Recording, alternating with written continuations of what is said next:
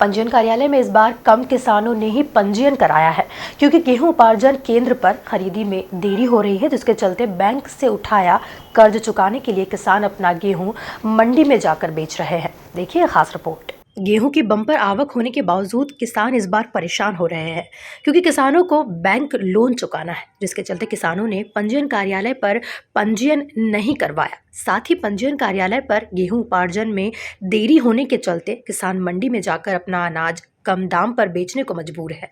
किसानों ने सरकार से अपील की है कि जल्द से जल्द पंजीयन के जरिए गेहूं खरीदी शुरू की जाए। नहीं, पंजीयन तो कराए हैं किसानों ने, लेकिन तुलने में देरी हो रही है। बैंक बनना है किसानों के लिए इस समय, तो वो मजबूरी है।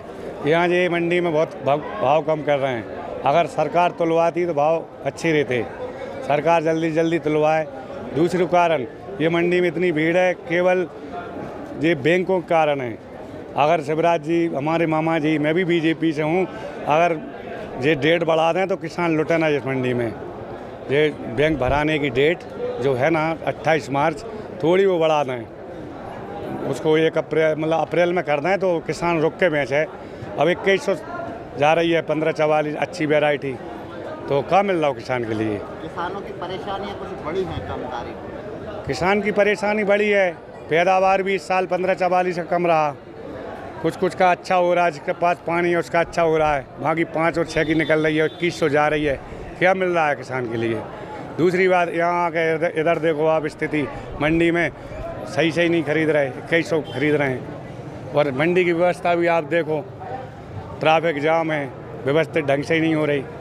तुझे होने चाहिए, पुलिस भी है, किसानों ने लाइन टू लाइन लगाएं, व्यवस्था ऐसी करें कि किसान परेशान न हो। मेरी भी ट्रायल ही आई है, सरबती 306 लेके, अब उसके लिए जगह नहीं है, कहाँ रख दूँ। शरद शर्मा, किसान हूँ।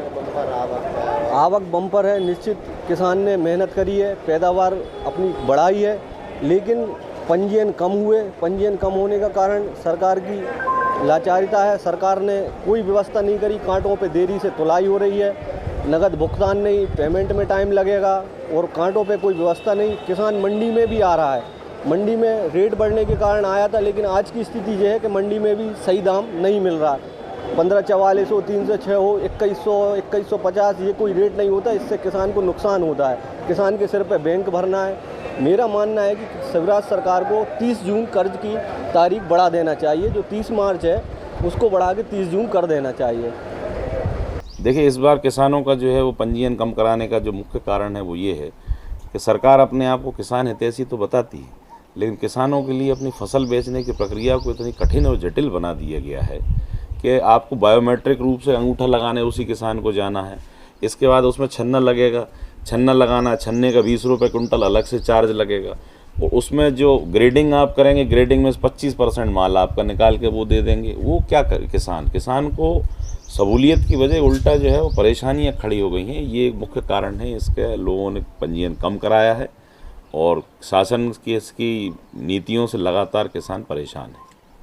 कम पंजीयन कराएगा, इससे क्या नुकसान है सरकार को? देखिए, सरकार को नुकसान है। पंजीयन कम हुआ है तो निश्चित रूप से सरकारी खरीद कम होगी। जब सरकारी खरीद कम होगी तो जो कंट्रोलों में अनाज जाता है या सार्वजनिक वितरण प्रणाली का जो अनाज है वो उसकी कमी आएगी। सरकार को खरीदना पड़ेगा। आज अगर सरकार इस नीति को सुलभ रखती या सहज सरल रखती, जैसे आज तक चली आ रही।